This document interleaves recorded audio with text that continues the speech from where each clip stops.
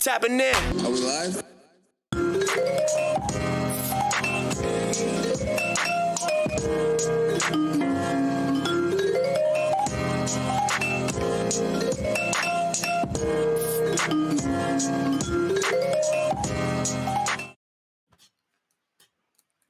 Current news, one of our favorite sections on this show. On current news, we bring to you guys the most up-to-date news and what's happening in politics and economics, in world news. Last week, we highlighted Free Brittany Griner. This week, we're highlighting the Sri Lankan political crisis that has happened over the last couple of months, resounding with the ousting of the Sri Lankan president. There has been crazy footage of seeing the protesters marching into his home, swimming in the pool that are now becoming iconic. This has been something that's been happening for months, something we've been keeping our eyes on. And now that we've finally gotten to this point, Sri Lanka is left with a lot to be able to consider, and is also left with a lot to go in front of getting over their current issues. So we want to be able to highlight that, bring that up. Mr. Miles Xavier, what have you been able to find, and tell me what your thoughts are on this political crisis? Well, I would say that it's been a really interesting one to follow because of the dynamics of Sri Lanka, right? This is a country that just has been trying to rebuild peacefully after closing a chapter of civil war in 2009, which is not that long ago. Right. And so you still have wounds that are still fresh, that people are trying to heal from. And for the people of Sri Lanka to be able to come together and really like oust a regime that they deemed as not representative of the people's interests, I think is an incredible study for me as an organizer and somebody who pays close attention to these things. To give a little bit of context on why this happened, basically, the Rajapaksas, it's two brothers, right? One was the president, one was the prime minister. They kind of, upon assuming power, turned the government into a family affair, which meant putting people in place that might not necessarily have been the most qualified for the position, but they were really close with, tight with, family-in-law, nieces, nephews.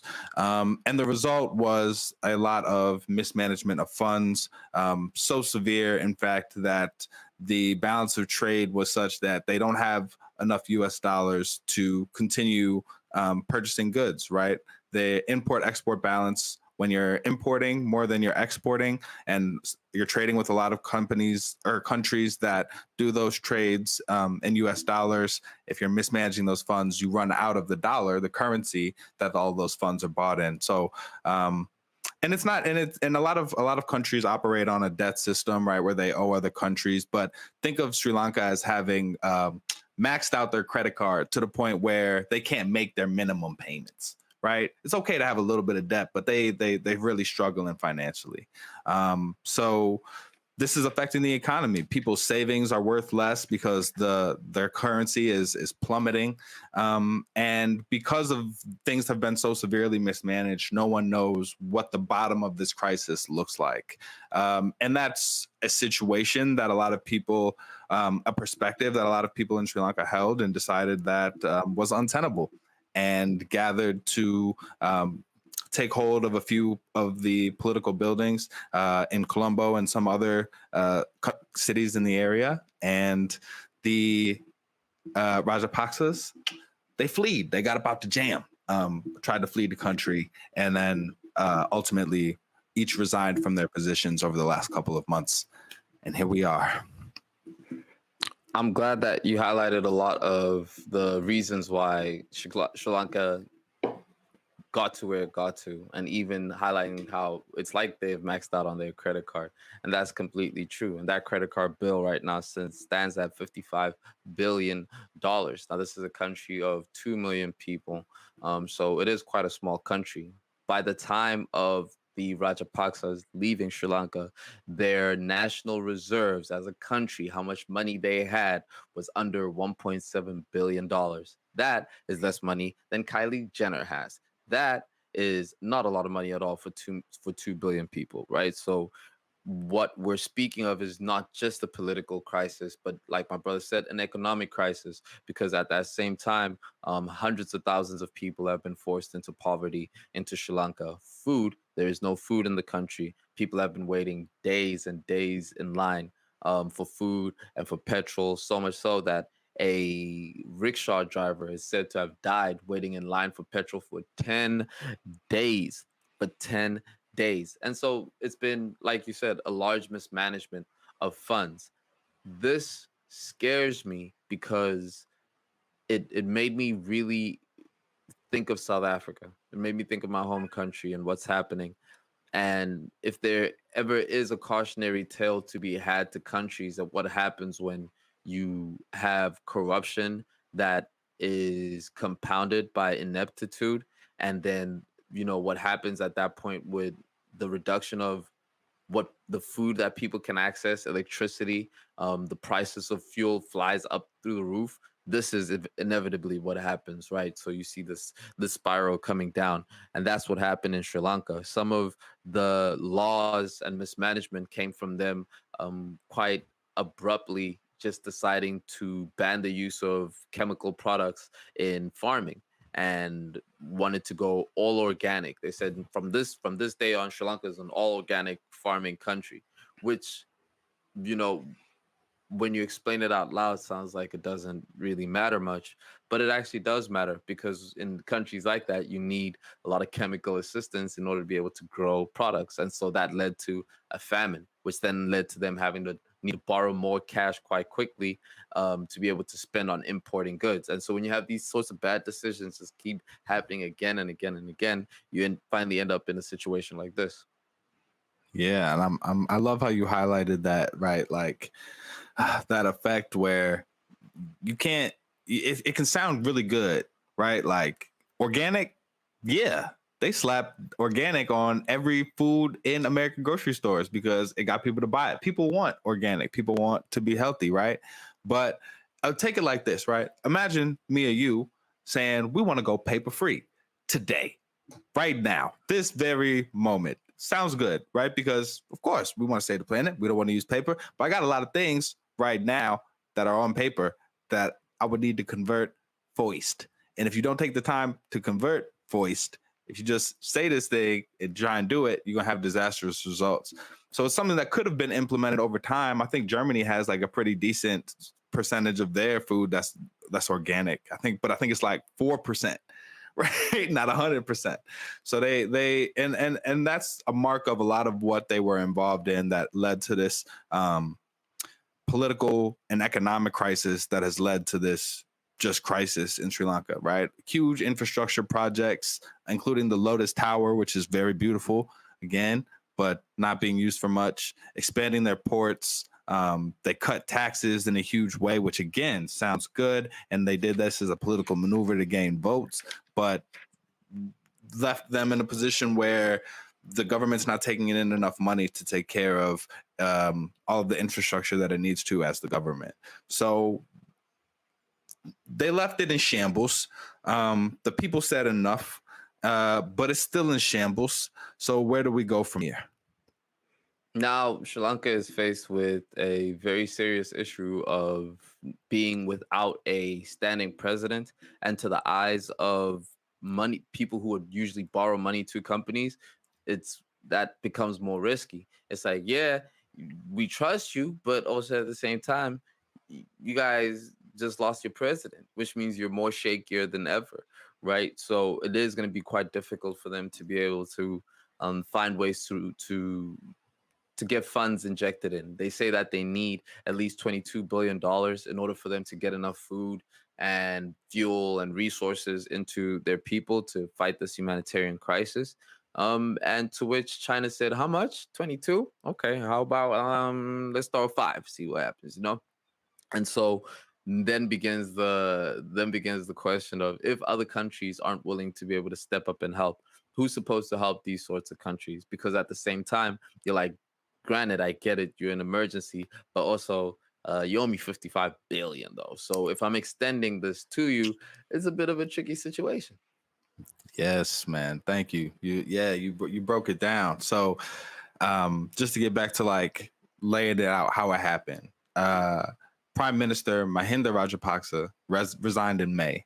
The president, Gotabaya Rajapaksa, fled the country on July 13th.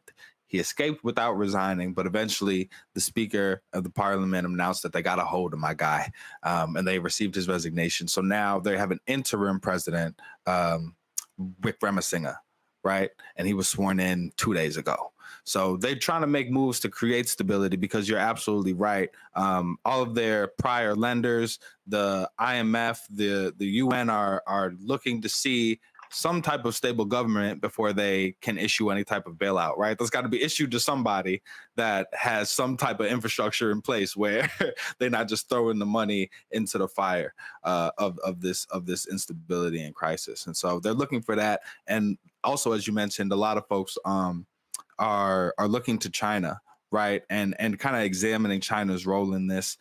As I was investigating, as my brother likes to say, y'all be messing up our searches with some of these topics that we be going into. There was a lot of Chinese debt trap. That was a whole rabbit hole that I went into. Um, what's your take on What the they Chinese saying? debt? What What they did say? you come across that? I did not come across the Chinese death trap specifically, but I do know that there is a lot of predatory lending and Yeah, very intelligent, but it's the new age colonialism, and one of the ways that they do it, and in how they presented it to Sri Lanka, is they said, "Hey, listen, your guys' currency right now is worth nothing, and we will lend you cash, but that cash will be in the form of a Chinese yen.